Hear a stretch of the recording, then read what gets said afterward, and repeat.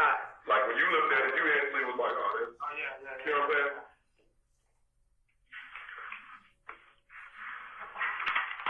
Anything else?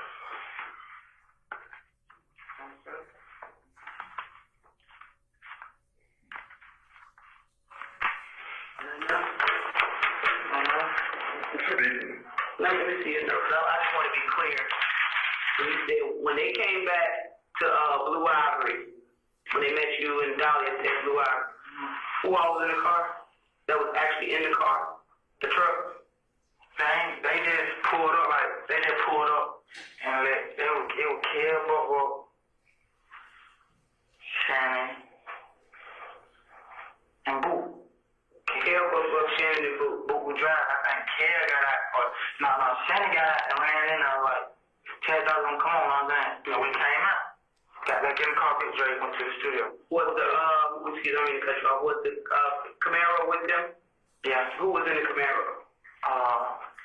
Roscoe, Tifo, and I think True was in there too. Which I think True got out and got back in his car.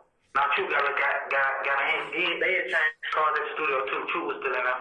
What kind of car did the True drive? It was some kind of drop car like that. Okay. It was around. What True look like? Skinny, about 8 complexion. With dreads. Long or short? Long. He dreads long, like he be having wrapped up. Like right here, wrapped up. Okay. Who was in a Corvette that night? Was somebody in a Corvette? They probably mistaken that Camaro for a Corvette because it's so juiced up and body kit, all this shit. So it would be easy for somebody to mistake that for a Corvette, yeah. So if I was on a bus or if I was driving on the highway at 2, 3 o'clock in the morning, I could easily mistake a Corvette and a Camaro. I mean, not even the type of guy that no car, but if you're not the type of guy that no car, then you... Bullets flying at you, and you duck and try to hide. Nah, if bullets flying at you, it's gonna be hard to recognize anything, because you got the cold. I don't care who you is. You don't want to get hit, so you ain't really looking. Well, after this question, and we can kind of wrap it up. And that's it. That's that question.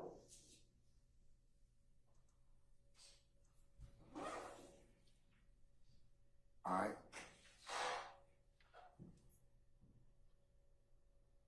It's a weight sufficiency issue. It's not really. I mean, the jury's gonna take it in context of what is being said.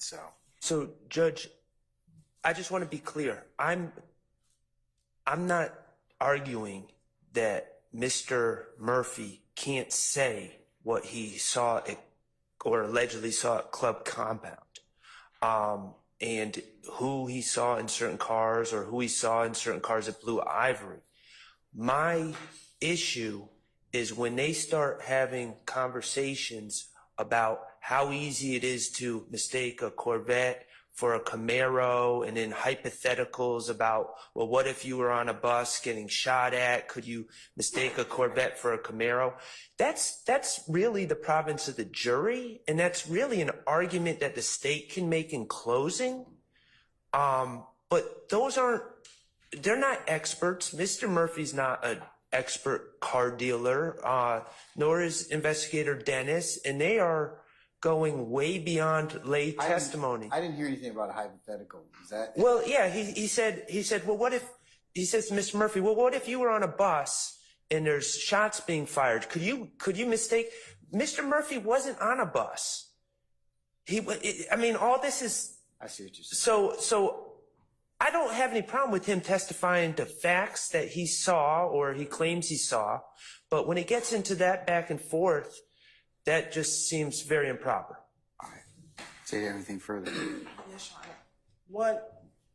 When you listen to it, the conversation it was about whether or not you could mistake this type of car for this type of car. And you don't have to be an expert to determine that. And what Mr. Murphy says is because of all the lights on it, one could. If he has familiarity with cars and knows cars, I think he said something like that. Like if you know cars, you probably won't mistake it. But if you don't know cars, then you could mistake it. Secondly, Your Honor, this is a case in which the defendant in this case, Mr. Jimmy Winfrey, pled to it. So this is a case that the jury isn't going to have to opine to determine whether or not this occurred or didn't occur. This is a case that has been proven. Well, at least Mr. Winfrey pled to it. And so, Your Honor, based on that, this we believe is a weight issue that it doesn't have any bearing on what the jury would have to determine. They can determine whether or not they believe it was a Corvette, a Camaro, or not at all. But, Your Honor, we don't think there's anything that needs to be redacted. Again, I don't intend on asking Mr. Murphy, do you know if the people in the bus thought it was a Corvette or a Camaro? Because he can't answer that. But if this statement comes in, because again, this is all if this statement comes in, because the statement might not come in at all, that this isn't something that needs to be redacted as inadmissible, Your Honor. Was he going to testify about the occupants of the vehicle and what they're driving or what cars they're in? He will testify as to his knowledge of who came to Club Compound and in what vehicles, yes.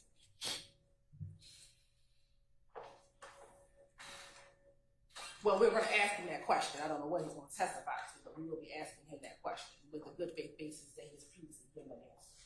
All right. What about the speculation of the car or what type of car that they're in? I mean, I'm saying that some of those statements are admissible, but some of them probably aren't. Well, the investigation, Your Honor, led to the fact that it was a Camaro. So, again, in this investigation, and that's going to come out, that they did determine it was a white Camaro, and they found the white Camaro as a part of the investigation. So there's no determination whether or not it's a Corvette or a Camaro. We know it was a Camaro because that car was found as a part of that investigation. I think the part that we're not It's the hypothetical. I think the part that we're not articulating well, to Your Honor, the context is the occupants of the bus initially stated, at least one or two of the occupants, that there was a Corvette following them.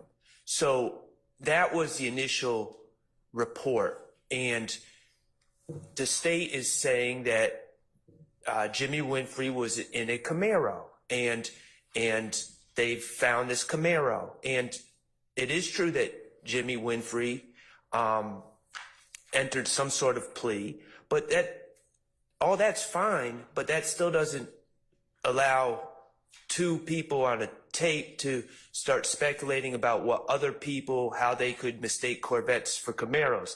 All that is just argument.